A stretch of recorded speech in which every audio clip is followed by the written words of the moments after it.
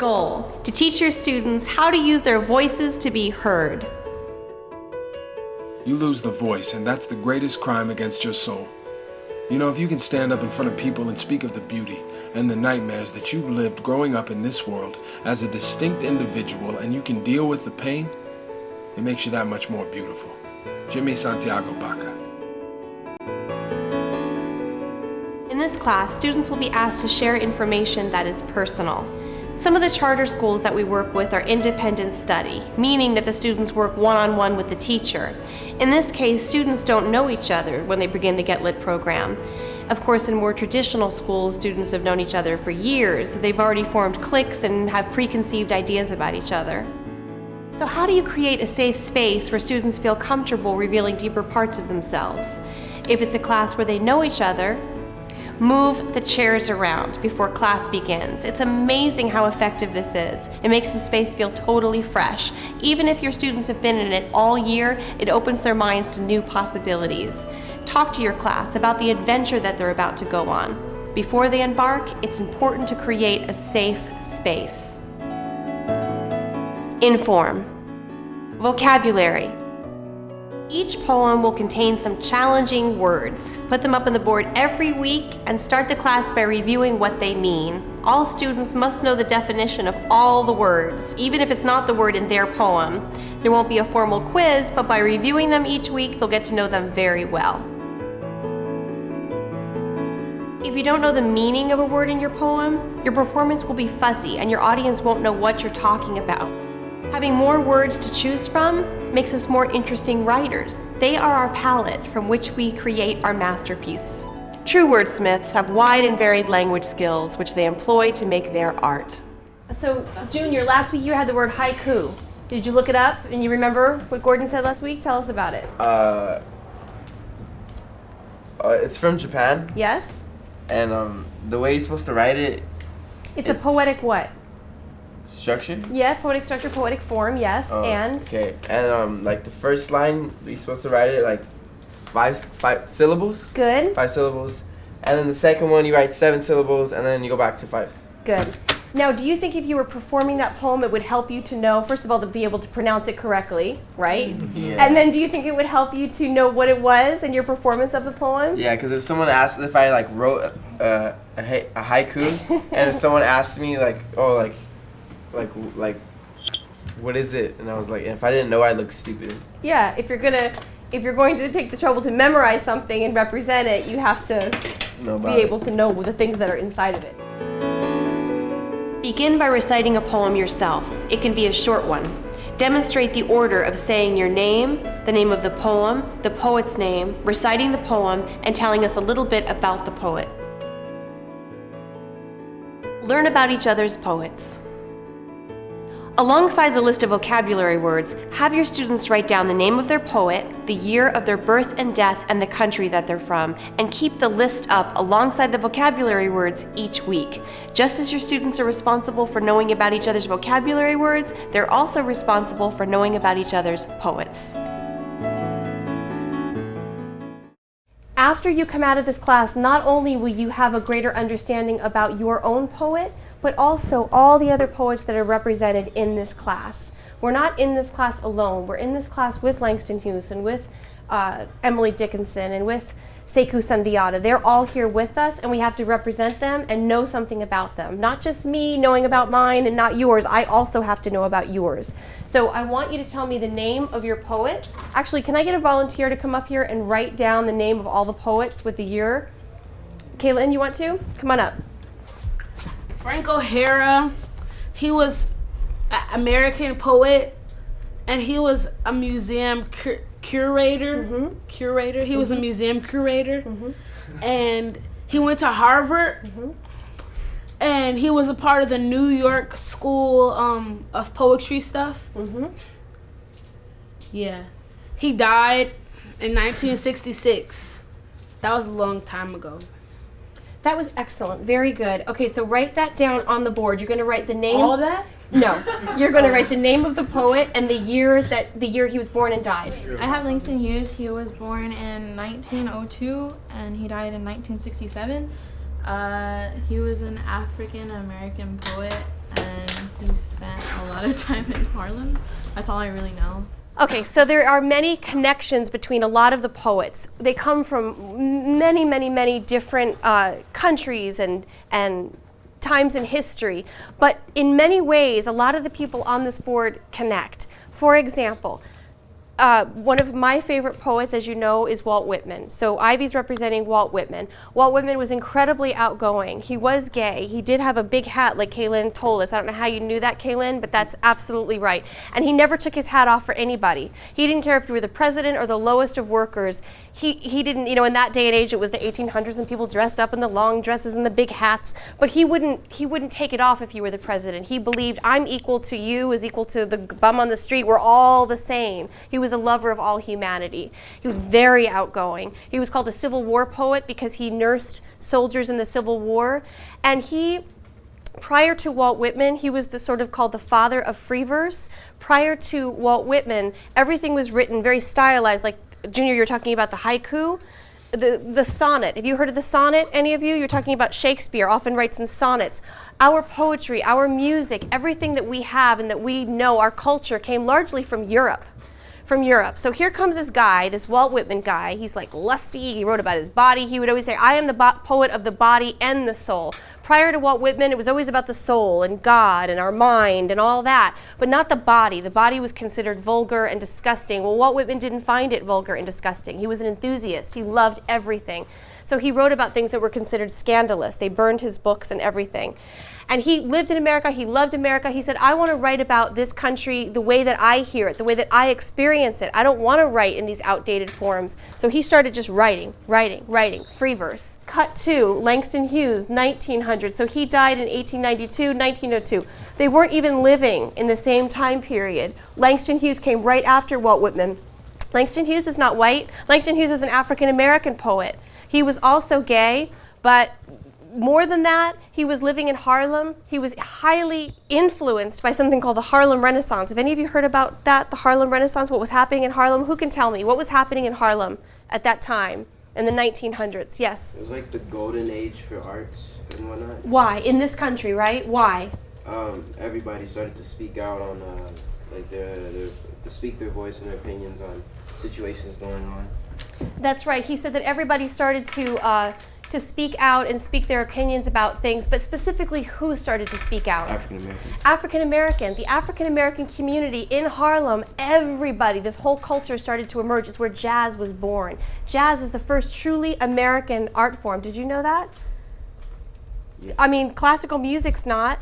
It comes from Europe, but jazz is all from America, and it came from African American people, and it all happened in Harlem. It's an incredibly fascinating time in history. Langston Hughes was so upset. He's like, I don't want to write in the voice of these people from the past. He said, I want to discover who I am, who my roots are. So he got on a boat and he took a trip to Africa. And while he was on this boat to Africa, he took all of his books and he threw them overboard into the sea, except one. He said, this one I will keep. And it was Walt Whitman, Leaves of Grass. And as Walt Whitman was a free verse poet, so was Langston Hughes. Langston Hughes was also a free verse poet because the rhythm and the language that was happening in Harlem, the jazz, he's often called the jazz poet, was so rich, he needed to capture that. And so he created his own way of writing. So it's just interesting how poet affects poet. Some of you will end up being will go on to be writers and have great careers perhaps one day, and you will say, I was very influenced by somebody, and maybe someday your work will influence the next young writer. So it's nice to see artists affect artists like that.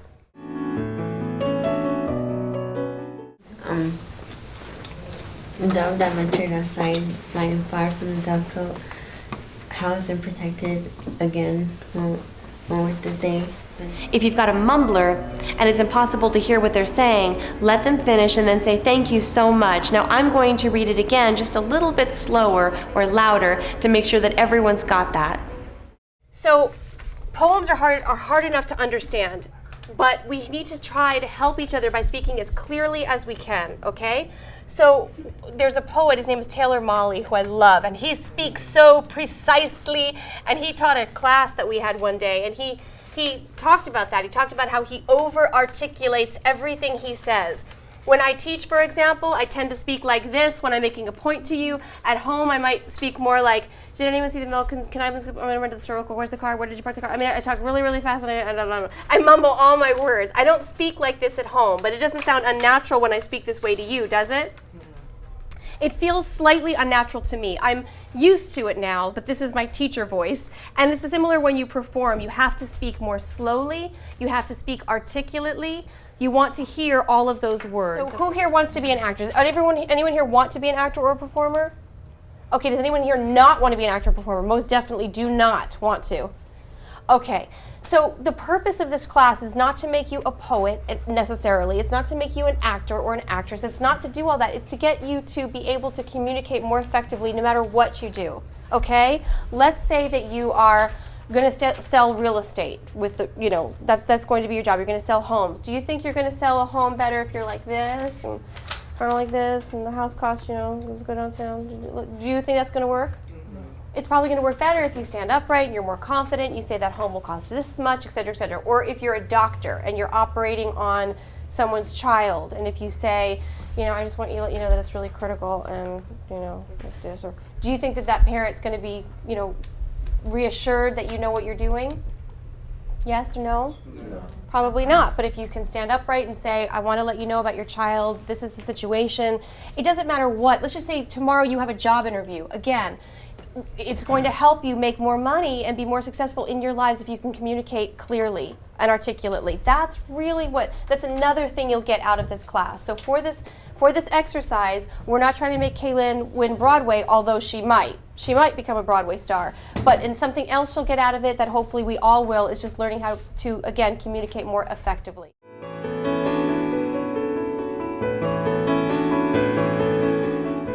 One of the key ingredients for having great success with this class is having a real understanding of the poems.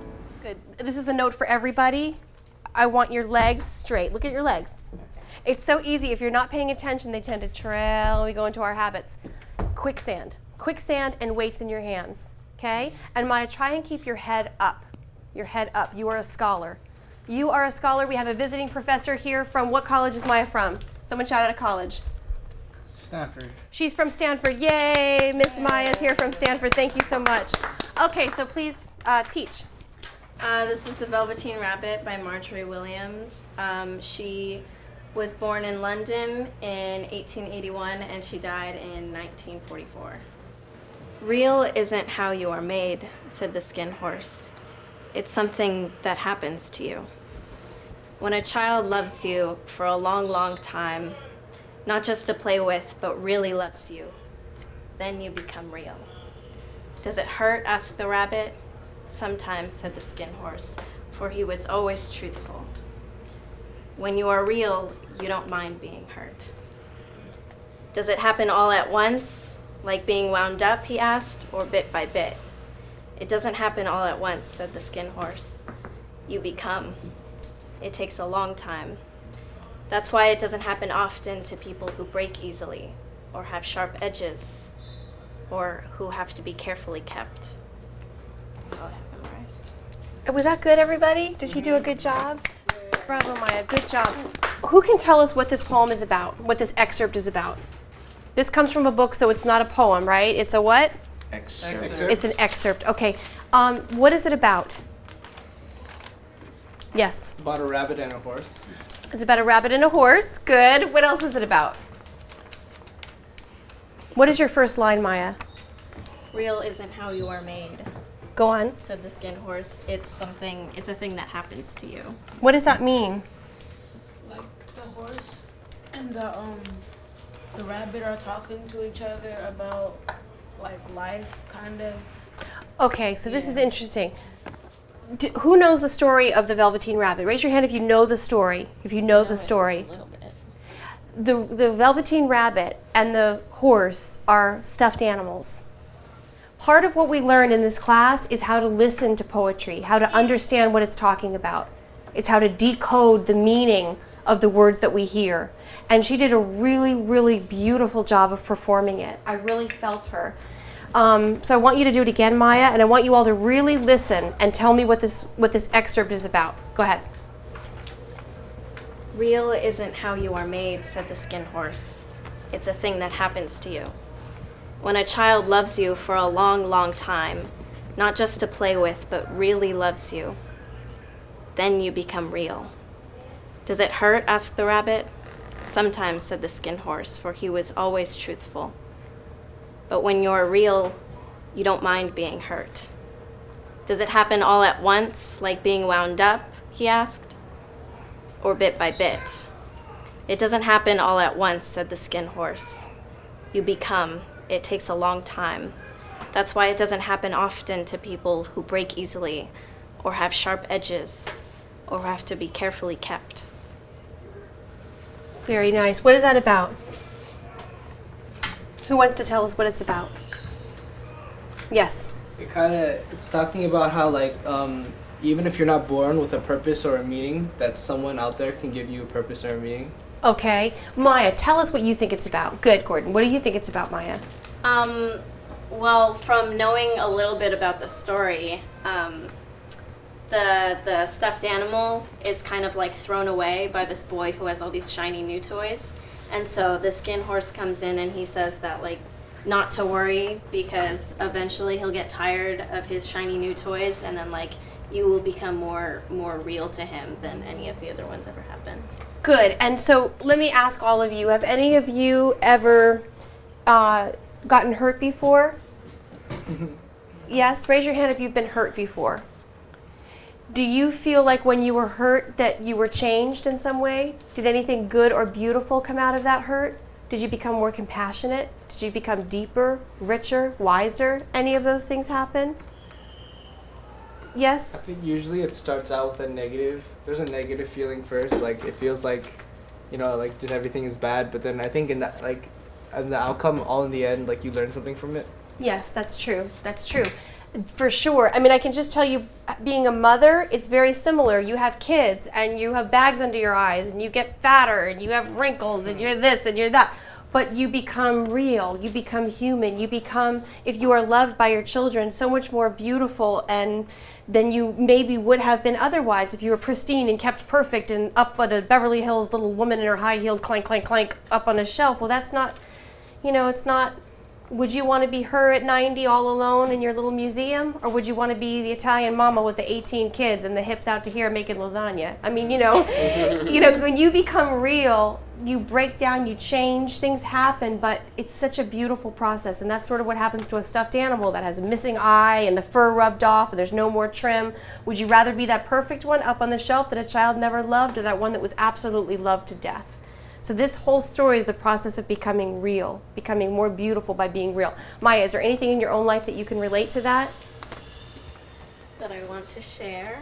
Yes, that you want to share? Because ultimately, every piece, remember how we said that these pieces, there's some kind of synchronicity going on? Why do you have the piece that you have? Why? How is it speaking to you? So Maya, what does that have to do with you in your own life? Well, I can relate to it personally about hurting and how it can make somebody more understanding in their life, and more compassionate. Is there anything that you could share that's not too personal? I mean, it's a little personal, just so because other people have probably gone through things as well. I don't know. I'd have to think about it. Today's you win. Good, and be careful of your hand. So you're communicating that kind of energy without your hand. You can do it maybe down here, but if I point, it's too, yeah. All right. I'm going to take your hand away from you and make you do it just with your energy. Try it again.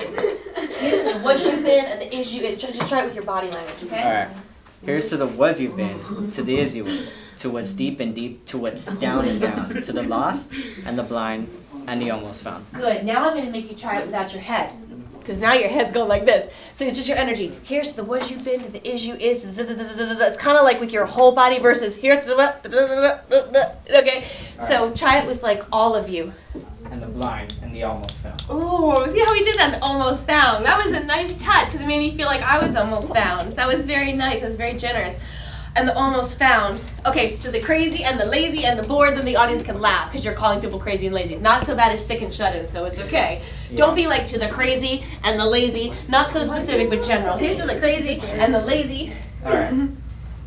Here's to the crazy and the lazy and the bored, the ignored, the beginners, the sinners, the losers, the winners. Good. Of course. Okay. Here's to the crazy and the lazy. That you can also put it up back in the crowd. It is a little, I think, maybe still a little negative for our audience because someone's gonna be like, I'm not lazy, right? Okay, so try again with our imaginary audience. Here's to the crazy and the lazy and the. These are funny. Make jokes with these. All right. Students have stood in front of the class and been acknowledged for their work. You've introduced the rules of the magic circle and set guidelines showing that haphazard work won't be tolerated. You've given them the clear goal of becoming scholars. You've allowed each of the students to share multiple poems and interpret their meaning. You've introduced a wide array of poets from all walks of life and from many parts of history. You've made sure that each student has a connection and an understanding of his or her chosen poem. And you've given the class suggestions for how to perform those poems. You're starting to build a vibe in the class, and students are starting to feel that this is a safe, fun, and exciting place to be. Homework. Continue to practice memorizing the poem. Do not consider it memorized until you can say it super, super fast. Run it in your mind several times every single day. You should be able to say it as fast and as smooth as you can say your favorite poem or prayer or your phone number. While practicing this week, incorporate all your performance notes. Stand straight, arms down at your side, speak slowly, clearly, feet apart, no wiggling, and practice saying the information about your authors the same way.